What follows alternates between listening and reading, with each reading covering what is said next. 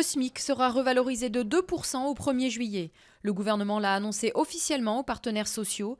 Depuis plusieurs semaines, il avait prévenu que le coup de pouce promis par François Hollande serait raisonnable. La hausse représente environ 22 € net supplémentaires par mois pour 2,5 millions de salariés. La dernière augmentation du SMIC hors inflation remonte à 2006. Les corps de 2 enfants ont été découverts dans la piscine d'une maison où Erhan et Andy avaient disparu près de Bordeaux.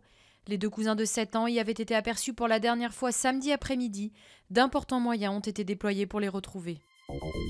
La crainte d'une escalade de la crise entre la Turquie et la Syrie. Après la destruction d'un avion de combat turc, la guerre des mots s'est enflammée entre les 2 pays voisins.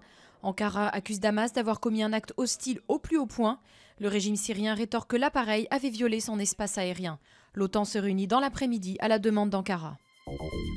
Après l'Espagne, c'est au tour de Chypre. L'île méditerranéenne, membre de la zone euro, s'est officiellement résolue à demander l'aide de l'Union européenne pour son secteur bancaire en difficulté.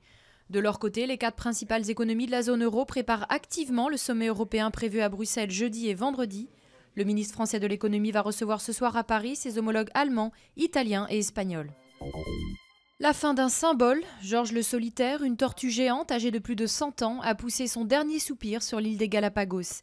Il était le dernier survivant de son espèce, découverte il y a 30 ans, et le symbole de la lutte menée par les scientifiques pour la reproduction de cet animal. L'archipel équatorien abrite 30 à 40 000 tortues géantes représentant une dizaine d'espèces. Celle de Georges est la 4e à avoir définitivement disparu.